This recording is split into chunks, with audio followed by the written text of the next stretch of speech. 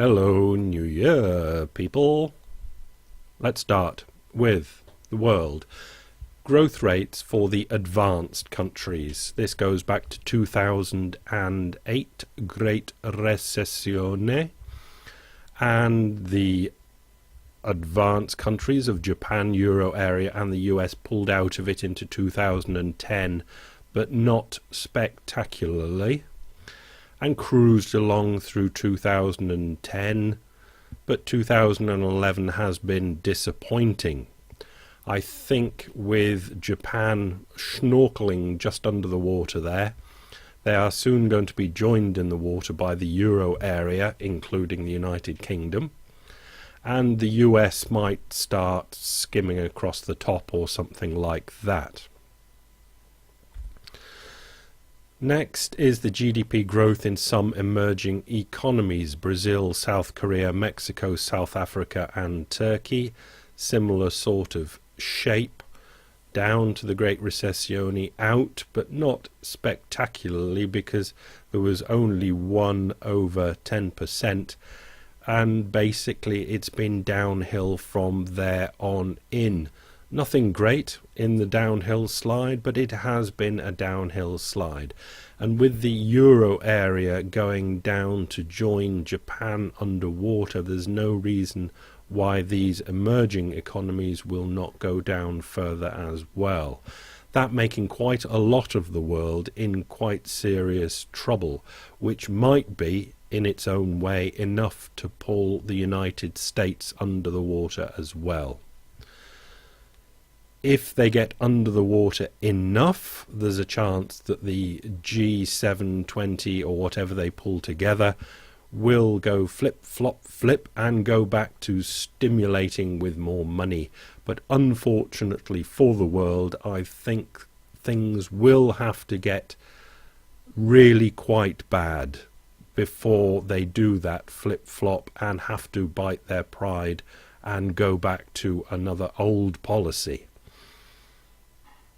And I can't see, unless there's a real blow-up somewhere, 2012 being bad enough for the politicians to swallow their pride. So we are going to have to suffer, and they get to keep their pride. One of the possible blow-ups is Spain. The picture that's been snipped there, New York Times photo of the new prison in Figueres in North Spain, which sits empty and is evidence of questionable reasonable reason. Was it reasonable? It's questionable regional spending, and that's the problem in Spain. Facing a wider than expected budget deficit, Spain's new government announced a 19.3 billion dollar package of tax increases and spending cuts on Friday, and admitted that the country's finances were probably even worse because of overspending by the autonomous regions. The new government is going to struggle to get the autonomous regions under control, let alone its own federal spending. And with employment so high, putting tax rises in there and reducing government spending is going to be very difficult for the country, let's say. Reuters. This is the Neue thing. The euro could become the world's leading currency in the next decade if leaders of the single currency bloc succeed in tightening fiscal integration. So says European Central Bank policymaker Christian Noyer in an article to be published in Le Journal du Dimanche. So that's quite amusing. But the second paragraph is quite instructive. Quick read through. European leaders struck a historic deal at an emergency summit in Brussels on December 9 to draft a new treaty for deeper economic union in an attempt to stem the debt crisis that is threatening to cause the collapse of the single currency. Okay. They've had 10, 12 years to do this integration thing with beautiful, clear skies and balmy weather. But European leaders struck a historic deal, which wasn't a historic deal, at an emergency summit, and that's a problem. You don't do these things in emergency summits if you want to get it right. In Brussels, December 9th, to draft a new treaty for deeper economic union. You could say it was a draft for that, but it wasn't much of a draft. But this line, in an attempt to stem the debt crisis that is threatening to cause the collapse of the single currency, they are now acting not because they think it's the best thing to do, have the economic union, but in an attempt to stem the debt crisis that is threatening to cause the collapse of the single currency. They are now acting in desperation, and it's not really a solid basis for doing something monstrously magnificent as integrating the sovereign nations of Europe. Right. Let's go to this Roger Mitchell chap that does the sovereign nations can print their own currency type stuff. And let's talk about money, because money is at the heart of so many of these things. You may have seen your bank. You may have seen your safe deposit box, but have you ever seen your checking account? No, you haven't. Your checking account is not a physical reality, it is an accounting notation. You could travel to your bank and walk into the lobby, and you would not be 1 inch closer to your checking account than if you had stayed at home. When you receive a printed checking account statement, you receive evidence of your own, the dollars in your checking account. You receive evidence you own the dollars in your checking account. Yeah. But you never will see those dollars. They too are not physical realities, but rather accounting notations. In fact, you never will see a dollar anywhere. No one on earth has ever seen a dollar. A dollar bill is not a dollar. A dollar bill is a piece of paper telling the world the bearer owns a dollar. It can be compared to a title. When you own a car or a house, you have a document telling the world that you own a car or a house. The document is called a title.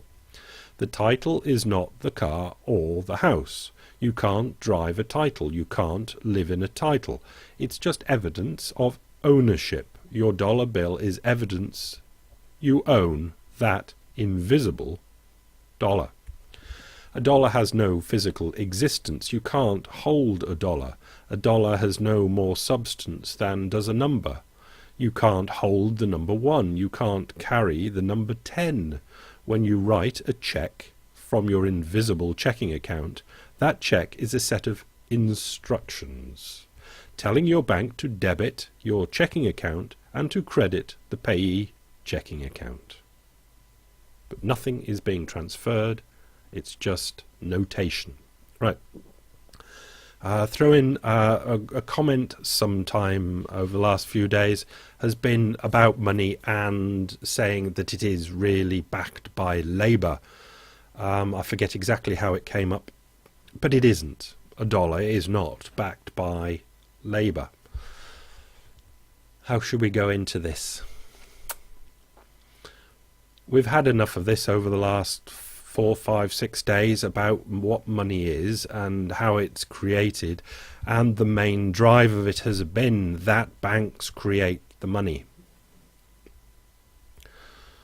When a bank creates a money, say for you and I, the chances are it will be a collateralized loan.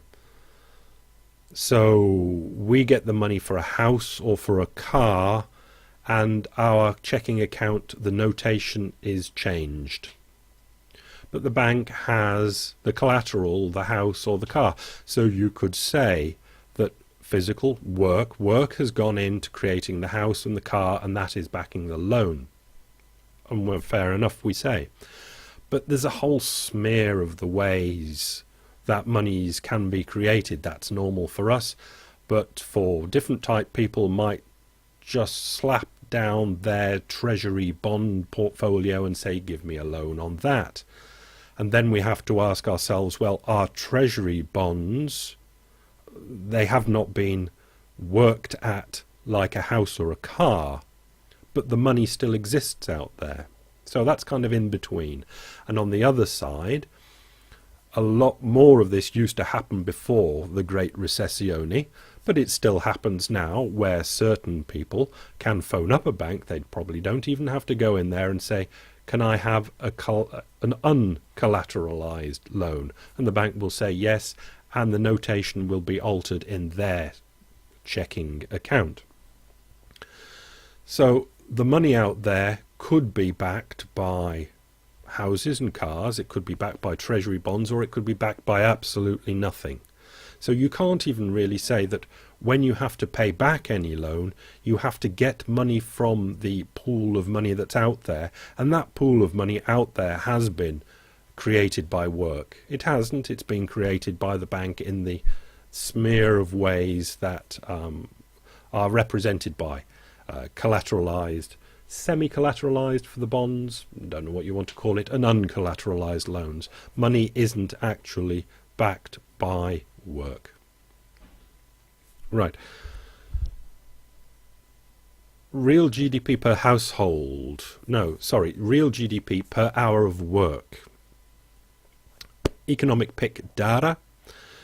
Going back to 1966, where 1 hour of United States labour work, 1 hour created $20 of real GDP.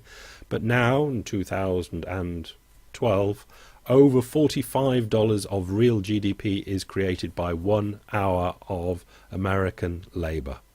As Economic Pick Data notes at the bottom, we have never been more productive with our labour in our history than now. So rejoice in this new year. Bye.